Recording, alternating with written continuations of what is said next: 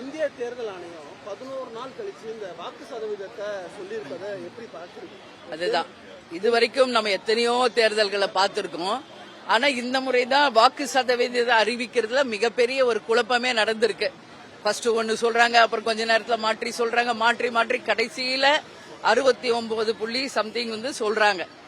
ஏன் இந்த அளவு குளறுபடி அப்படின்றதே இங்க ஒரு பெரிய கேள்விக்குறியா இருக்கு.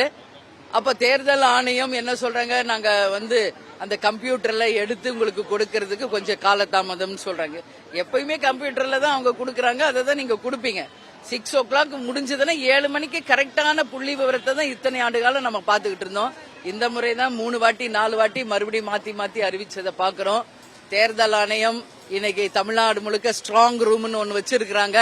ஆனா பேரளவில் அது ஸ்ட்ராங் ரூமா அப்படிங்கறத தேர்தல் ஆணையம் தான் உறுதி செய்யணும். ஏன்னா 2-3 இஷ்யூஸ் நடந்துருச்சு.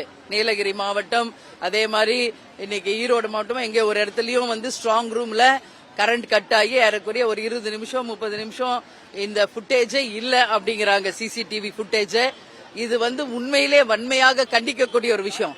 ஃபர்ஸ்ட் பேஸ்லயே தமிழ்நாடுக்கு எலெக்ஷன் முடிச்சிட்டாங்க.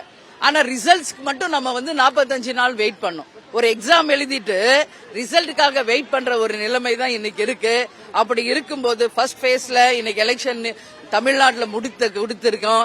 அதனால தேர்தல் ஆணையம் உறுதியாக இந்த ஸ்ட்ராங் ரூம் எல்லாம் இன்னும் வலுப்படுத்தி எந்த குழப்பமும் இல்லாமல் அட்லீஸ்ட் வாக்கு எண்ணும் அன்னைக்கு எந்த குழப்பமும் ஏற்படாமல் தெளிவாக இப்ப இருந்தே பிளான் பண்ணி அதை சிறப்பாக செய்ய வேண்டும் என்று தேமுதிக சார்பாக எங்களுடைய கோரிக்கையை தேர்தல் ஆணையத்திற்கு வைக்கிறோம்.